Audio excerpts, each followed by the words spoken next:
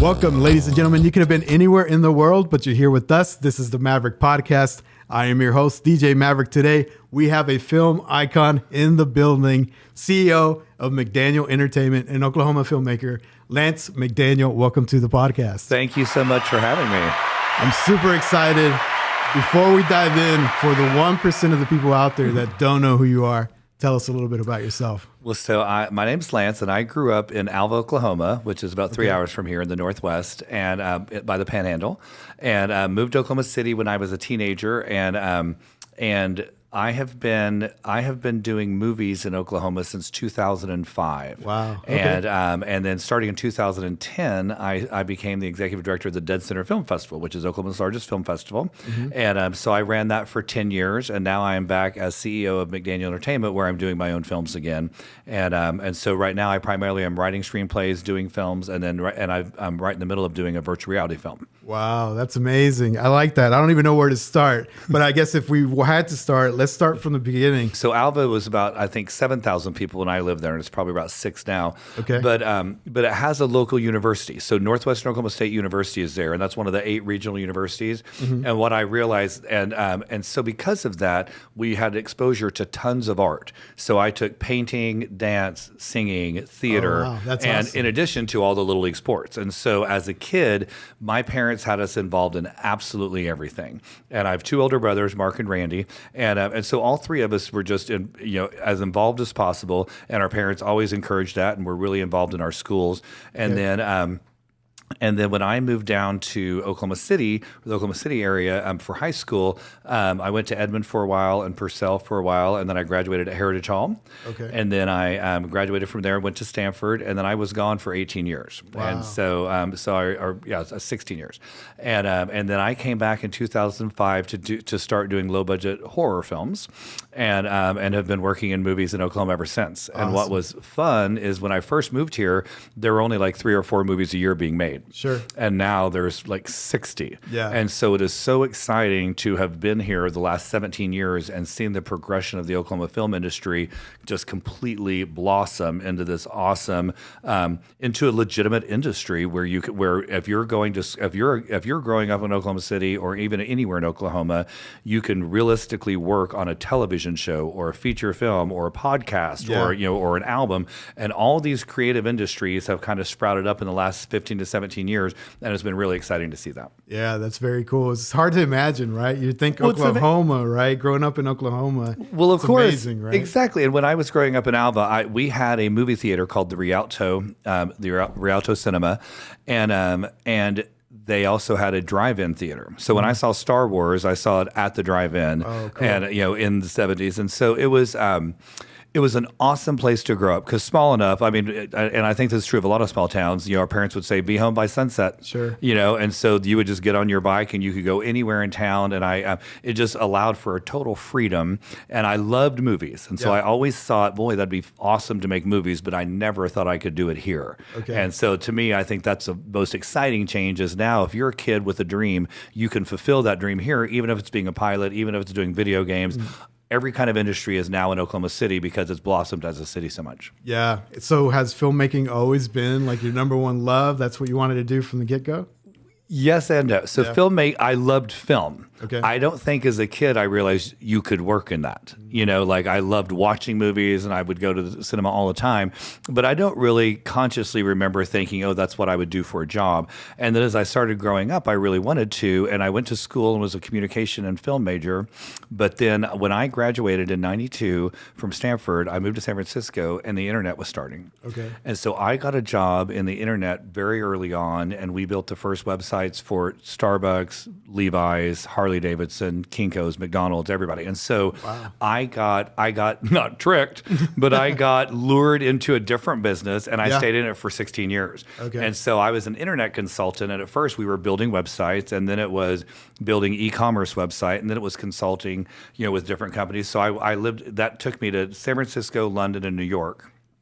And when we were in London, we would do the British Airways website. But at the time, it was how do you design a system that allows a secretary to book her boss's ticket on a computer and then him redeem the ticket on a cell phone when he gets to the airport. I see. You know, so it became a lot more intricate and a lot more interesting because the technology changed so quickly. Yeah. So it was a really fun time to be in the internet. But ultimately, I was working overseas, and I realized, you know what? I want to be a filmmaker, and if I don't do it now, I'll never do it. Making that jump is super difficult, I think, you know, especially, Yes. you know, I'm sure you had a great salary, great perks. You're exactly right. And that I was sitting in a bar in Milan, Italy. And I was there because I was the head of creative for Europe for an internet company. And we were deciding if we were going to buy this company because we had most of the business in every country except for Italy. And so we thought we would just buy the company that was doing the best work in Italy. And so they sent me there for a week to research everything they were doing to decide if we were going to buy it. Sure. And I was in this bar and I thought, in some aspects, this is the coolest thing on earth. I'm in Milan and I have a great job and tons of money and all this stuff. But what I really want to do is make movies. And so am I going to just be okay being successful, even if it's not my passion, or do I need to start over? And so probably that was the biggest leap I've ever made. And it was a 2-year process of starting over because I told my boss that, and luckily he was awesome. And he said, if you quit, I can't help you. But if you'll stay with us a year, I can move you back to New York. I could, you know, I can help you much more if you'll stay with us for another year. And his name was Bill LaRoe, and he was just the greatest boss. But he was like, I understand what you're saying, but if you can do this, because the internet's collapsing and you're really good at laying people off. And so you know that In the Air, that movie with George Clooney where he flies around and fires people. Yeah. That was my last year in the internet. I would go to our 18 offices around the world and analyze them and then start laying everybody off that we didn't need. And so it was That's a tough job. It was a tough job. I was surprisingly good at it. And I don't think it's just because I'm mean. I think it was because I didn't take any of it personally, and they knew that. And I was just like, hey, the internet's collapsing. You've read a paper. So here's why we decided that you're going next. And so I made it not frustrating for them because they knew it was going to happen eventually. It was a matter of just like, hey, here's how we're doing the numbers. And so I made it a little bit easier for the people that were being let go. And so that became my job, but ultimately that's not a fun job. Absolutely. And so I started over as a free intern. I moved to Los Angeles. Well, actually, I got a call from a woman named Jennifer Kirsch, and her husband Fritz directed Children of the Corn. Okay. Wow. And he's a badass.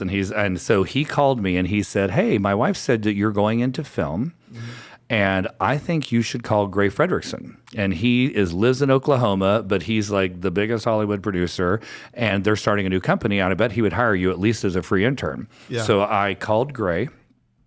Sorry to be long-winded. No, it's all good. This is super interesting. I'm just amazed that the first call out the gate is something so great. So great, right? Well, yeah, like, but it's also, of that, right? I think that is a tribute to how connected Oklahoma is.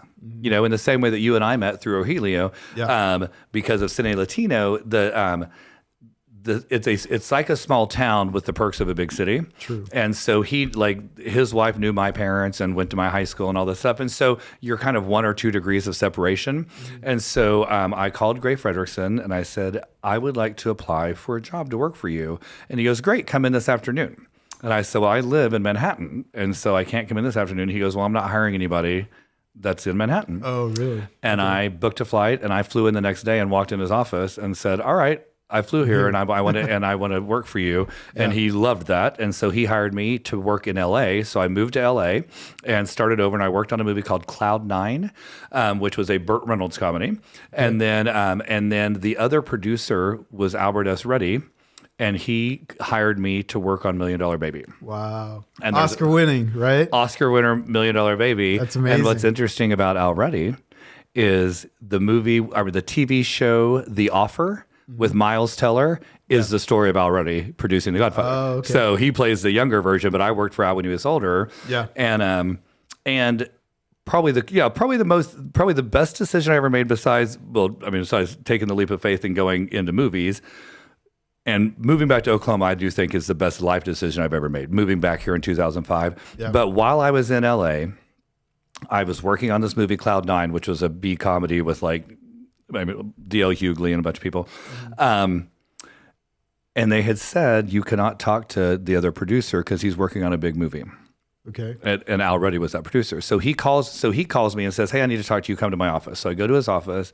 He's like, Lance, I want you to be my assistant on this new Clint Eastwood movie. Yeah. And I was like, oh, man, that sounds great, but I can't do it.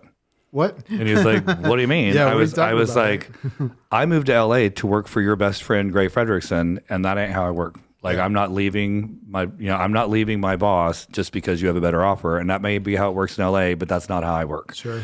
And he picked up the phone, got Gray on the phone, and they both were just laughing. They're like, and Gray was like, you turned down $1 Million Baby for me? And I was like, of course, you're my boss. And he goes, no, Lance, I'd have no work. Please go work for Al. Yeah. So, because we had finished the movie. So he was like, I don't need you. So I got to work on $1 Million Baby. And because of my expression of loyalty, I worked for Gray for the next several years. So then after $1 Million Baby, Gray asked, and while I was working on $1 Million Baby, I got to have lunch every day with Hilary Swank and Morgan Freeman and Clint Eastwood, because my boss, Albert S. Ruddy, was the boss. Like, he was who hired everybody, including Clint, and he had a hurt back. So I carried his lunch tray every day and got to sit by him. So it was just like a good deal. a master class. And what's hard, and you can probably tell I'm really chatty. And the hardest thing for me was just shutting up, because I'm like, if I'm talking, that means the least interesting person at that table is talking. Yeah. So I did a good job of just suppressing my natural inclination to be chatty and listened. And I learned so much, and so many of the great things that I still know about making movies, I learned on those first two movies from Gray and from Albert S. Ruddy. Were you able to still network at the same time, or No. Okay. No, but part of it was I didn't know how that worked, in that I had come from a consulting environment where people would change companies and stuff, and I never did. Like, I only changed companies one time to go from this company, Organic Online, to IXL. And other than that, I was a company guy. So even though I was a consultant and doing all this stuff, and even went to 3 offices in different countries, it was still the same company. So I really liked kind of the stability of that. Yeah. And so then to go to an industry like the movies, where every job is a new company. And so I didn't realize that while, about halfway through the shoot, everyone else is applying for their jobs and looking for what they're doing next. And I was just being a great assistant. Yeah. I mean, I wasn't paying any attention. Yeah. And luckily I was a good assistant. So I got that second one. But then Gray said, hey, I'm going to move our company back to Oklahoma. Like, we're going to start making all of our movies in Oklahoma. Okay. And so I moved back here in 2005 or 6. I think 2006 is when I actually moved. We did one movie here, and I hadn't been back in 16, 17 years. And I was just like, I need to come home. I felt a longing to come home. I'm very close to my family, and I hadn't seen them in years. And so I decided to come home, even though there wasn't that big of a film industry. And it was the best decision I ever made, because now not only do I have a fabulous relationship with my family, I also am a part of a great industry that is thriving. So take me a little bit back. You made that jump, and you said you went to a non-paid internship, right? Yeah. So I went from being vice president of Europe. Yeah. As vice president of creative for Europe, to a free intern in Los Angeles, which was the most expensive city, and I was making $400 a week and paying $800 a month for one room in someone else's house. Yeah. And so I never went out. So my experience in LA was kind of the opposite of a lot of people's, in that I wasn't going out. I wasn't hanging out with famous people. I wasn't doing any of that. I was waking up, going to work for 12 hours, and coming home. Okay. And I think I never kind of plugged into the glamour side of LA, other than I was working with Clint Eastwood, and so I got to see awesome people at work every day, but I wasn't out and about. But I also was 34 at the time, so I didn't move there as a 21-year-old, where I would have been going out no matter what. True. And so as a 34-year-old, I was like, I need to be great at my job, not be fun at a bar. So what's the advice for the viewers out there that sort of hesitant to take that leap of faith, right? What would be your advice to them? I think you should. My advice, every great thing that's happened to me has been because I've taken a leap of faith. And if you believe in yourself, do that. Okay. Like I think there's if I were a 19-year-old young woman, I don't know that I would think that, but as a guy, so I mean, there's safety to think of, so I mean, moving by yourself to Los Angeles as a young woman is different, I think it's a little riskier, and maybe now it's risky for men too. But for me, all the great, exciting things that have happened has been me kind of just crossing my fingers and praying and being like, okay, well, I think this is going to work out. But what's worse is, what if I don't do it? Yeah. If I don't do it, and even when I made a lot of money, I'm like, I can spend the rest of my life making a lot of money, making websites for British Airways and Lloyd's of London, all these people. But I'm not. It's not fulfilling in a way that I feel like I'm getting to express myself fully. And that regret, right? Asking yourself the what if at the end of the day, right? Yes, and I do believe, and and every old person says this, but I do think that you never lament the things you did. It's only the things you did not do. Mm-hmm.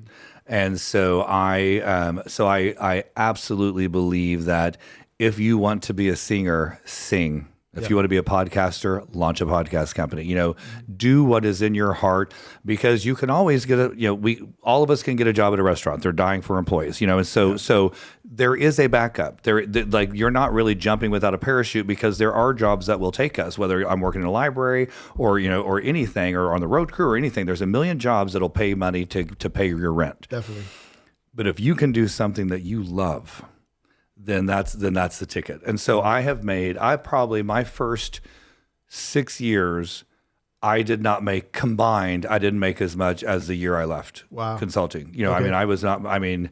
Actually, maybe 8 years. I was making like $12,000 a year when I moved here in movies, and I was making $190 when I But left. your happiness scale. But my happiness, like, right? exactly. And so I'm like, okay, well, and you, I have a very supportive family, so I've never been like at risk of being hungry, which is a big deal for a lot of people. And so I already had that advantage, but I really decided, if I'm going to live out my passion, I need to stop worrying about the salary and all that, and figure out how I can create a life for myself. And what's great now is, if you're going into film in Oklahoma, you don't have to have those years of making $8,000, $10,000, $12,000, because you can get jobs here. Now there's tons of jobs, but again, when I got here, there were 4 or 5 movies. Gray made 4 in a year or 2, and Rick Walker made a couple, and there was 1 or 2 in Tulsa. But I mean, you couldn't possibly make a living working just on movies. So everyone was catering. I catered a lot, worked on commercials. Anytime they would hire me, Ackerman McQueen was very nice to me and supported me a lot,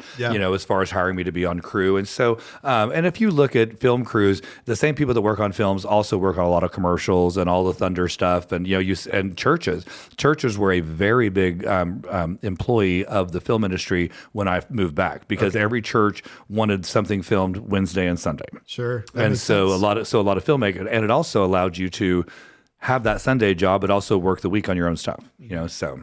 I like it. And the whole Oklahoma landscape, I think, has changed, right? So let's talk about when things weren't as exciting as they are now with Tulsa King and everything else that's going on right now, right? Tell me about some of those projects. Well, so the first 4 movies I worked on were all low-budget horror films. Okay. And the idea sprung out of Blair Witch. So Blair Witch happened in the early 2000s, and it was a $250,000 movie that was paraded as a lower budget, but made $250 million. Yeah. And so right after Blair Witch, every company on earth that made movies was like, great, let's do low budget horror, because you don't have to have stars in it. Yeah. And you can still make a lot of money. And even the way it's shot, right? Oh, the shaky cam. So it's found footage, video, right? Found footage. And there's been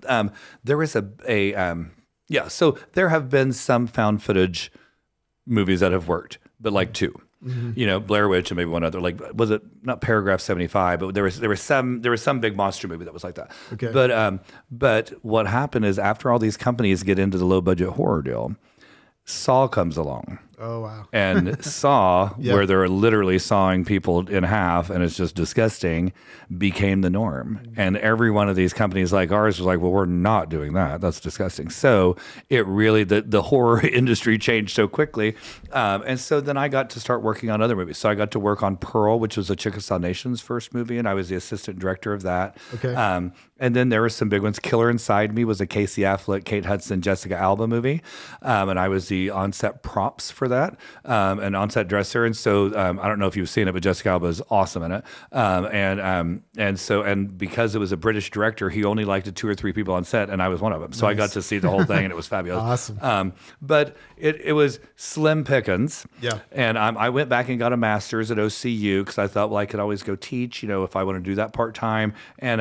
And then luckily, and then I started making my own movies. And so luckily, it just got more and more every year, so really starting in 2009, stuff started picking up in August Osage County and blah, blah, blah. And so it was hard to make a living, but it was so fun. Yeah. And I just, tonight they just launched the Oklahoma City Film Commission. You're telling me that's really cool. Oh, it was amazing. And what's so funny is 5 or 10 of the people from the first movie I worked in here called The Hunt were all there. We're all there hanging out, just like we've stuck with it, Yeah. So it's amazing to see that when there were very few job prospects, people loved it so much they did it anyway. And now, so Sean Lynch, who is my original writing partner, is now teaching 7 classes at OCCC. He runs their studio. He kind of runs their program, and he's just awesome. And John Shryock has a big company, Nathan Gardaki owns the biggest production company. So all our biggest equipment company called NGP.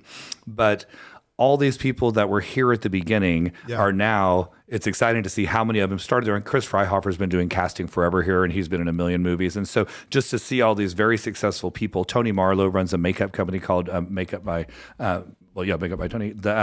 And so, yeah, it's just been awesome to see the people that were there at the beginning still with it.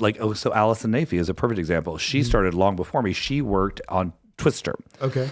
And now Twister 2's deciding whether or not they're going to come to Oklahoma, and they called her. And they're deciding. What's the question? The question is, can they get a rebate? Because the rebate, and so they're talking to the legislature to say, do you want this $100 million movie or do you not? And so it is so fun, and I know we'll get to it, but like Prairie Surf Studios, which is a studio downtown, is run by Matt Payne and Rachel Cannon.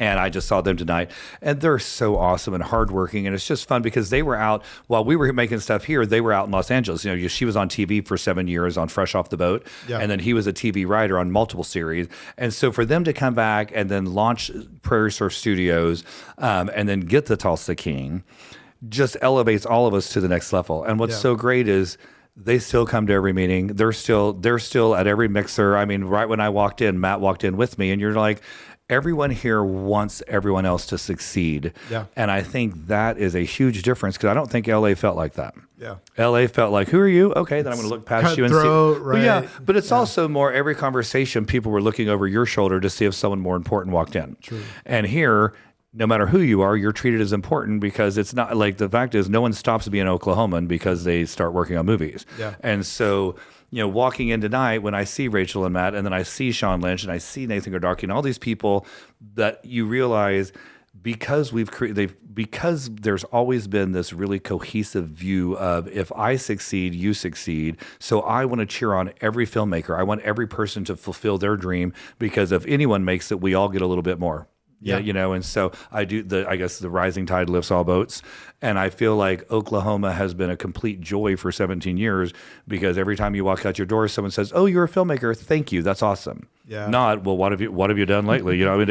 It's such an uplifting environment. And the fact that you have very successful people and people that are working their way up, kind of mentoring everybody, has just been a really, really fun way to live a life. Yeah. Was there ever a point in the early days where you sort of second guessed that career move? Yes. Yeah. Tell me about that. Every time rent was due. Yeah, I mean, literally every time I was scraping dollars together to pay rent, I'm like, oh my gosh, am I sure I should have left being a consultant in London? Yeah. But every single time it was, because I loved it. Because, even the Hunt, we're working 14-hour days in the middle of nowhere and sleeping on cots at some warehouse so we don't have to drive as far. Mm-hmm. And it's still the most fun movie I've ever worked on. No point did I think I've made the wrong decision. Mm-hmm. There's been a lot of times when I think I need to find a better path in the film industry, but it's never been film that I wanted to get out of film. Where would you say you feel more comfortable? You feel more comfortable being behind the scenes? Do you feel more comfortable being the director? I know you mentioned several roles. Yeah, so my favorite thing is being director. And I think I am best as a director. I love working with actors. I just completely admire the process of acting. Mm-hmm. And it's so funny because for an outside perspective, even as a crew perspective, it seems like the actors haven't made. Because while you're there at while you're there for 14 hours, they may only work 5 hours or 7 hours a day. Yeah. But imagine walking up and someone saying, "Okay, your dog died, and I need to take 17 different takes of you realizing that your dog died." Right. Being able to tap into those emotions, not once, but 17 times in the exact same way so that we can change the camera angle and it matches when we edit. I think acting is one of the hardest jobs on earth. And so I very quickly stopped begrudging actors and just learned to celebrate them, because if your actors aren't good, your movie sucks. It doesn't matter how good anything else is. If the actors aren't good, it's not going to be a good movie. And so because I became so enamored of acting, when I went to grad school, I took every acting class and all the methods and all that stuff just to get in the mindset of it. And so I do think, not only do I think I'm a good director, but I also really enjoy the process of working with actors. And then, there's other directors like Rogelio Almeida, who is our mutual friend. He's a very technical person too. So unlike a lot of great people like him, I don't run my own camera. Oh, okay. So I am and some people, may not think that's great, but for me, I write all my own scripts. I raise all the money, I produce it. So I'm a writer, director, producer, but I'm not a camera guy. And a lot of really good directors, especially in Oklahoma, are more hands-on with the camera. Now, usually they'll hire someone to do their feature, but I wish I had some of those skills, but the fact is, I don't want to be messing with the camera ever on set. I want to be talking to an actor and setting the scene and making sure that we are creating an environment where actors can do good work and helping the actor get to where I need them to get for the story. And to me, if I'm fiddling with the camera and setting the camera up and doing all that, that's just not, I'm not able to do that. And other people are, and Rogelio makes awesome movies. Yeah. But everyone approaches it a little different. Yeah. Walk me through your process then. So that's interesting. So as you're sort of filming throughout the day, are you reviewing the shots that you're taking along the way and making decisions, or do you get the footage at the end of the day and then make decisions at the end of the day? Walk me through that process. Okay, that's a great question. So for me, I've worked with a bunch of different cinematographers, and so in general, I'm going to do enough preparation up front that every time we walk into a day, we know what we're filming. We have a general idea of what the shot list is. And then what I'm asking the cinematographer to do is, we're going to film this scene. I need these 4 setups. I need a close-up of her. I need a medium shot of him. I need a wide shot of both of them. And then I'm going to ask that person, what would you do? How do you think this could look best? What could we do? And you don't just want it to look beautiful. It's not an ad. Sure. You want it to be, everything pertains to the story. Yeah. So I've had great luck with every cinematographer in that if you allow people to do what they're great at, they do great work. If you tell them how to do everything, then why have them? Right. And so for why me, hire all these brilliant people just to tell them what to do, right? Exactly. Yeah. And I'm not an auteur. I'm obviously not a prodigy. I'm old. And so it's like, okay, here's what I want out of this scene. Now you tell me how that's going to be shot best. Yeah. And then I go to the costumer and say, here's what I want out of this character. Sometimes I'll say it has to be red because of this, that, and the other. But usually I'll say, here's what this character stands for. Now you come and tell me what you think that means. Okay. And same with makeup. So for example, on the movie called Finding Carlos, which was my last feature, I hired a makeup artist, and I said, I need this woman to look like the Sugar Plum Fairy, but modern, and I need her to look different than everyone else in the movie. Yeah. And she came back, and I was like, and I don't have a strong preference for what that is. And both the makeup artist and the actress were black women, and I was like, so you all tell me what this means to you. Like, here's what I'm looking for, but you all know a lot more about this character than I do, even though I wrote the character. Sure. Once an actor takes over that character, they kind of become the character, yes. And so the makeup artist came to me and she goes, Lady Gaga wore these brass plates in the Super Bowl, and she showed me this, and she showed me this. I mean, everything she showed me was so awesome and so different. That's cool. I would have never had these reference points. And so I think that probably the best thing I've done as a director is become hyper aware of, if you give people direction and then allow them to create, it's going to be tons better than me telling them how to create or what to create. Yeah. And the same is true with actors, in that I've written every film I've made besides one. And so even though I'm the writer and create this character, especially if you're hiring a diverse cast, but even if it's not racial diversity, it's still they're women or men or whatever, that actor is ultimately going to know that character more than I am. Yeah. And so I need to be open to the idea that what they're bringing to it is more than even though I created that character, once that woman steps into that role, she inhabits it so much more fully than I did. I think they bring life to the character, right? They bring give it to life. Yes, right? exactly. They bring words to life. And so I try to give them all the freedom in the world through prep and through our rehearsal process. But once we get on set, we both know what we're doing and where we're trying to go with it. And so it's not that I allow for a lot of ad lib and everything else on set. Sure. Sometimes I did a comedy that with Chris Kattan that had tons of ad lib, but in general, it's that I want to redo the script so that it sounds like their language as an actress or actor, so that it sounds like their culture, if that's not my culture, and then once we agree on all of that, then when we go into the day of filming, we've already worked that out. And so I know, and I'll give you an example. So Finding Carlos, I hired a woman named Brand J, and she is this awesome jazz and pop singer from, an R&B singer from Tulsa. And I'd seen her music video, and it was just spectacular. And I'm like, this is our Sugar Plum Fairy. And in the movie, it's about addiction. I mean, like it's a hip hop nutcracker, but the story is about addiction. And she came to me and came to my co-writer, Melissa Scaramucci, and said, I don't like the fact that I'm the only Black female lead character and I'm an addict and there's no other, so I'm the only reference point for Black women. And that's really bothering me. That's something that I'm having a hard time getting over that. Yeah. And so I talked to the writer about it. So we added 2 more characters. One was the restaurant owner, which basically we didn't add scenes. We added 1 scene, but in general, it wasn't that hard for us to add characters. So we added a doctor that was walking the boy out to meet his mother. Instead of him walking by himself, there was a female Black doctor that walked him out, talked to him, so that when you're watching the movie as a young Black girl, you're seeing multiple representations of you and not just an addict. And I think that speaks a lot to how you're running your production, and they felt comfortable enough to speak out and say that, right? Yes. Because normally they'll probably say, he's a director, I can't really change the whole script. Well, yes, here, and right? I tell you that, but I the credit for that goes to the fact that I've produced movies with Melissa Scaramucci and Hee Cha Poos. Both of these women are just awesome, and so she told Melissa, and Melissa's my co-writer. And so one thing I like to do, because Melissa and I write a lot together, and she loves characters, I always say, you work with the actor first. Like once they're on set, they're all mine. Yeah. But you'd have that first conversation, and so you can develop them, and then I'll meet with them. And that's when it came up. She goes, well, here was her concern, and so I said, well, let's meet with her again. And we said, we've added these 2 women, so that you're not the only Black woman in the movie. And the fact is, the movie was a man and his son meet for the first time, and the dad is making a new version of the Nutcracker that involves Native Americans, Asians, Latinos, and so in my mind, everyone was diverse. So there was 2 of each character. So it was a very diverse very racially diverse cast.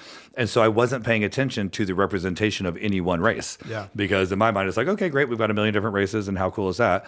And she was like, well, no, but if my niece is watching it, all she's seeing is me. That's true. And what was great is our movie is tons better because of that. So our movie played at Cine Latino and won an award for writing. And but a lot of the reason that it was a well-written script is because we listened to the actors and we changed the script to make it more fulfilling and robust for each of those people too. That's a great point. I think one of the things that I also get amazed with, and you tell me what your thoughts on, is sort of the score and how much that can change the scene, right? It could be the same sort of cut, the same visuals, but you change the score to it, and it's a totally different story. Absolutely. Right? Oh, I mean, music is so important, and if you don't think so, just watch a scene with no sound. Yeah. And so I think you're exactly right that people forget.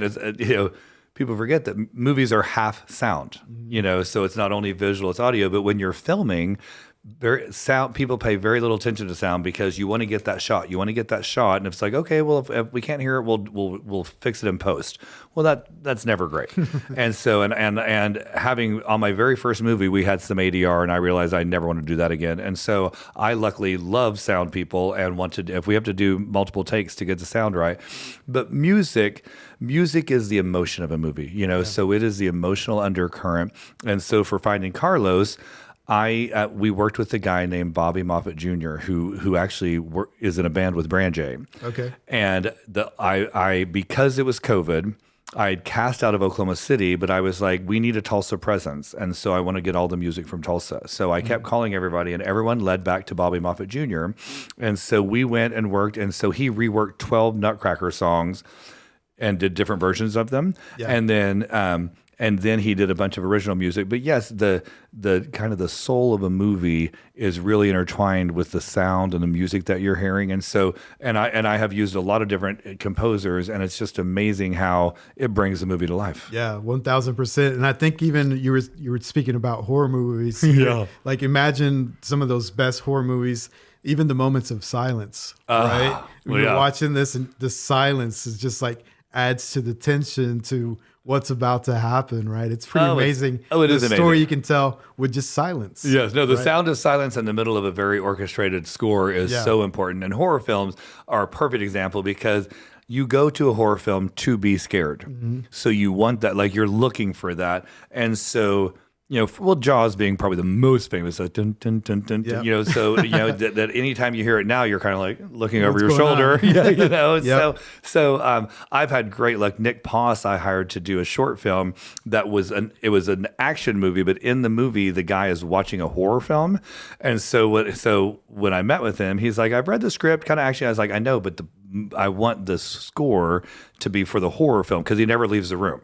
So I'm like, I want there to be the super dramatic horror film music going on, even though it's a different movie. Oh, wow. So and he was great. And so, so I've had very good luck with score, but I think music is super important. Yeah.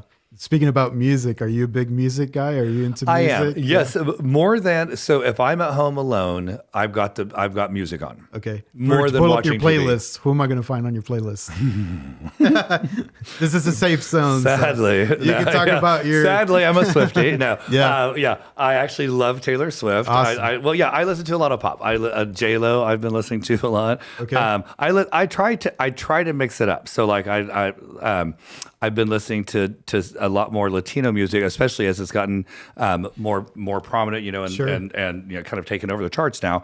I would say I listen to 10% country, 50% pop. Okay. And then rock, Latino, and then a little bit of rap. So like I listen to rap songs, but I don't just turn on rap radio. Mm-hmm. But I mean I love Snoop and and Jay-Z and stuff. And so I like the big ones, but I also like listening to Latino music that is Spanish language, just to hear the music and also the cadence. Yeah. Because I don't speak Spanish fluently. I mean I know a word here or there, but it's every time I make a mix for someone, they're always surprised at how many non-English language songs are on there, but I'm like, I like listening to it because there's also different rhythms, there's different feeling to it. And so I don't feel like I love lyrics, and Taylor Swift for me is a lyricist. Oh yeah, she's like, the way she composes, it's amazing. Well, it's amazing, and how she has swung so far from pop to really kind of soft. During COVID when she was making all those those records that were so much simpler and softer and acoustic, and then coming back with pop. And so I would say she's my favorite musician. I listen to a lot of Dolly Parton. Okay. But my favorite artist is Beyonce, and even though her music doesn't resonate with me, I think she's the most important artist in a lot of ways, because I think that what she's talking about and how she's expanding genres to include Black women, and obviously there's been successful Black women singers forever, but she's creating albums that are talking, that are telling an experience that I think you would get from rap. But if I'm not listening to that much rap, she's kind of the Kendrick Lamar of pop. That's a great point. She said that I can listen to her and still hear the realistic stories. And so I just, to me, there's so many women doing great stuff. Lately, I would say the last 2 years, from Lady Gaga to Taylor Swift to Beyonce to Megan Thee Stallion. I mean, like I find myself listening to a ton of women singers within pop and rap. Awesome. Favorite concert?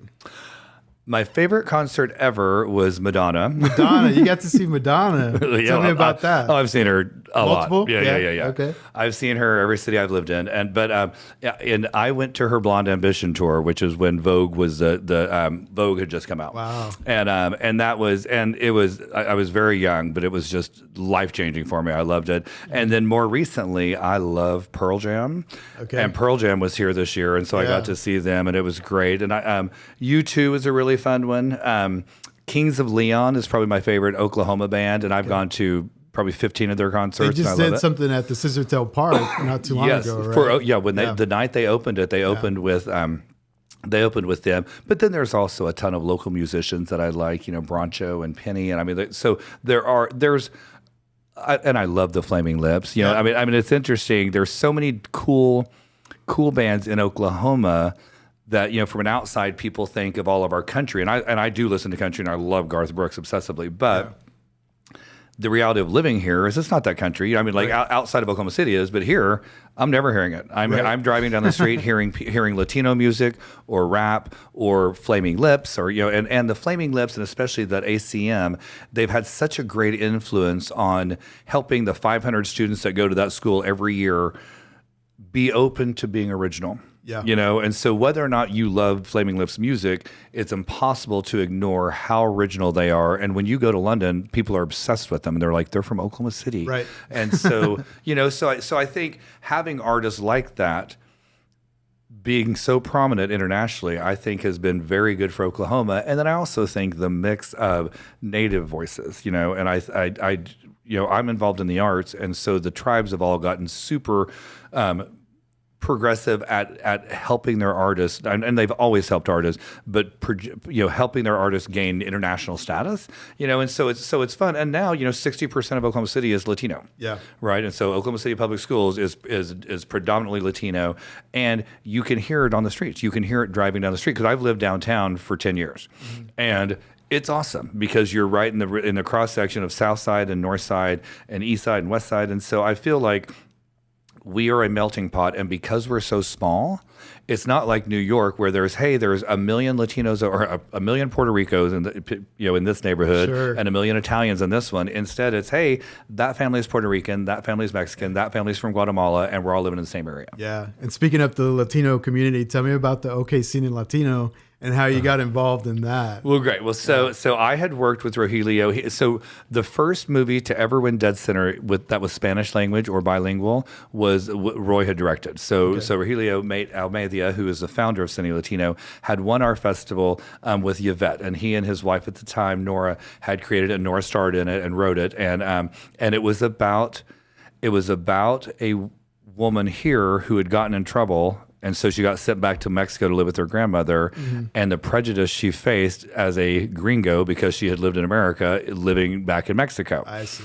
And it was awesome because it was especially, of course, I mean, Oklahoma was terrible to Latinos in 2007. I mean, there were years here where they were passing bills that were just total crap.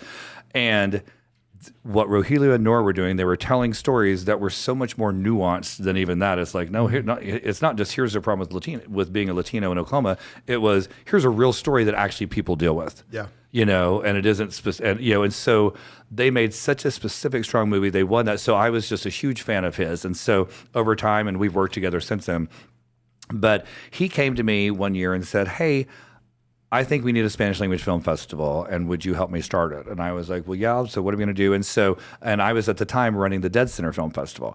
So it was absolutely Rogelio that did all of it, but I came on because I was running a really big festival, and I was like, okay, well, and I also had worked for Gray Fredrickson. So he wanted him to be the special guest at the first one because he had produced The Godfather, so he was. And so I absolutely helped launch Cine Latino, but by no means was but it was my deal. It was Rogelio Amelia's deal. El National was the building that we had at the first Latino festival. Yeah. OCCC had a building there where we got to show the films on, in that area, and so in Capitol Hill. And so I was a lucky participant in the launching of Cine Latino, and last year, the year before last, they gave me an award as the Padrino, which I think is totally Congratulations. Awesome. Well, thank you. That's the coolest award, the Godfather Award. That's exactly. amazing. Well, it was great, but the fact is, I am hyper aware, as is everyone who knows me and Roy, in that I played a good part in it, but it was Roy's dream, and he made it happen. It is possible to reach across cultural divides and help each other out. And so now there's a lot of attention given to the northeast side of the town, which never got any attention, and they're getting grocery stores, and JB's super involved in the pizza place. Yep. And what's great is you go there and Roy's there too, and people that run the Asian Film Festival. So it is. it is a small enough community that every one of us are looking to how do we broaden the audience of who gets to be a part of this film industry. So we all win. So right? we all win, yeah. Because guess what? When you open film to a whole new group of Latino kids, all of a sudden the 10 short films they're making are totally different than the 10 films coming out of Yukon or the 10 films coming from North Oklahoma City, and so it's not just the right thing to do morally, it is also you're getting better stories because you're getting new perspectives. Yeah. And there's no better example of that than Reservation Dogs. Right. So Reservation Dogs was rated #1 TV show by Adweek, Newsweek. I mean, all these different publications this year, 2022, last year, they were picked the #1 show on TV. And it's because it's a voice you haven't heard before. Yeah, it's totally different. You've never seen those anything. type of characters. Never. Right? And Atlanta was that way. Remember, when he launched Atlanta, which is not that funny of a comedy, but a great show. But Reservation Dogs, Sterling Harjo grew up in Oklahoma, went to OU, and so his first movie in 2005 was called Goodnight Irene, and it was about 3 people waiting in line at an Indian health clinic back when there was no money and the health clinics weren't that great. And when I saw his series Reservation Dogs, every person in that short from 2005 was a character, and when they go into the health clinic, the star of his short film was the woman in the health clinic. Oh, wow. That's and really cool. And it was just like, but it was such a sense of family in that, hey, even though that's 17 years ago, he is reaching back and making sure that all the people that help him get his start are getting a part of the fact that now he's successful. So, I mean, it's hard for me not to cry every time I see it because you recognize all these people and you're like, thank God for Sterling Harjo and thank God for a lot of Oklahoma filmmakers who once they get successful, they don't turn around and run. They turn back and say, who can I bring with me and how can I elevate the people around me? And that has been my experience in Oklahoma for 17 years. That's awesome. Now let's talk a little bit about virtual reality. Okay. So you sort of slipped that in that you're working on virtual reality. Yes. So Tell me about that. Well, thank you. So my current film is a virtual reality movie. And so for those that aren't as familiar with it, you wear an Oculus headset or a headset, and it provides a 360-degree environment for storytelling. And when I was at the film festival at Dead Center, we would watch virtual reality stuff every year at Sundance. But we decided we would wait to have it at our festival until people were actually telling stories. Because the first, it was you put on a headset and you're in Mongolia and you're in a yurt. It was more of a gimmick, right? You can look around. It was visuals. Yeah, it was visuals, but Yeah. there was not a story. And we're a storytelling festival. And so once people started telling stories, we started hosting it, and I became obsessed. So I did a virtual reality movie in 2017, and it went to festivals around the country and stuff. And I felt like it was the future of storytelling. Then the pandemic hit, and no one wanted to use someone's headset, right? You couldn't pass headset to headset. You don't want to touch anyone's. You weren't leaving your house, so you certainly weren't grabbing someone else's headset. Right. And so it went away for a bit. And what's so exciting is I actually am, even though I don't work at Dead Center anymore, I am going to help them relaunch their virtual reality this year because I continue to believe that the intersection of film and gaming is going to happen. Okay. And if you play video games, they're already super elaborate stories, right? Now you're a first-person shooter or whatever you're doing, but the stories are elaborate. And so if you can use the same technology, like what if you were in the middle of Avatar? And I saw Avatar last week or before Christmas and loved it. And I don't love all those kind of movies, but I thought it was amazing. But what if you were a VR and you were swimming around with them and all that stuff? And so my church asked me to do if I knew anything about virtual reality. I'm like, oh, in my mind, I'm the king of it. And so I am doing Bible-based stories in virtual reality because they had a donor that said, my kids play video games in VR headsets all the time. And their view of Jesus is that same old-fashioned, blue-eyed, blonde hair, incorrect, not ever realistic picture that a lot of us had growing up in the 70s on the wall. And it's like, we need better reference points. And so can we get more people here? And so what was kind of interesting is because there's not a ton of Jewish actors in Oklahoma, I cast 4 Latinos as the apostles, in addition to some Greek people, and there were Jewish people too, but and so a couple of Native Americans. And so because it's in LA you could find a million Jewish actors, right? But in Oklahoma that's just not a big population in the acting scene, and so we were able to use a wide variety of races. But when you watch the film, it's going to look like ancient Israel because it's, the hair and everything else. And to me, that's great because it looks authentic. authentic, but it is also diverse in a way that there is someone like everybody in this movie, even though they all kind of look like the apostles in general, they represent all of us. And I happen to be religious, and I think God's love is for everybody no matter what.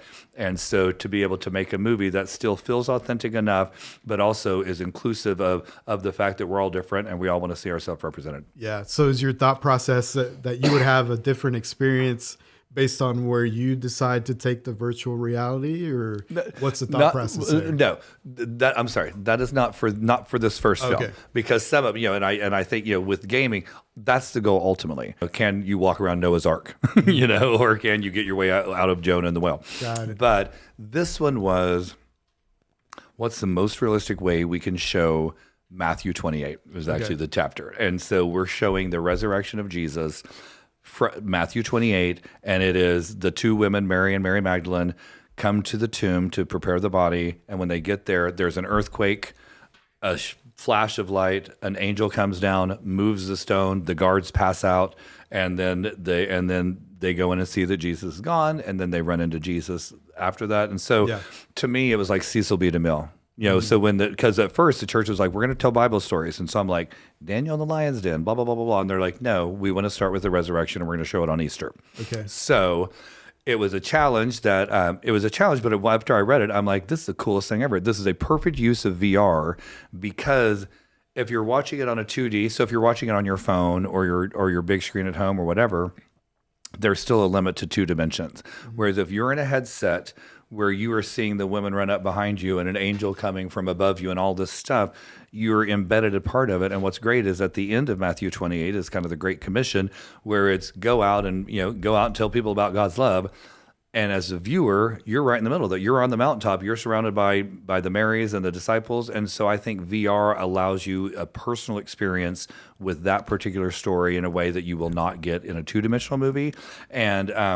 And because I love my church and because I love VR, it was just to be able to do that. That's my first project this year, and it's just been the greatest. And to your point, it's actually telling the story. It's not really just virtual reality for the sake of virtual reality. Well, right? Exactly. Well, yes. Yeah. So it's not. So this one in particular is we're telling you a very contained 5-minute story and showing you we're bringing to life Matthew 28. Yeah. And I think there will be other ones where we want it to be more. You can go and discover yourself. Okay. So I think that. Your question's a great one, because virtual reality allows for a lot of different scenarios. We chose for this first one to tell you a story and put you right in the middle of it.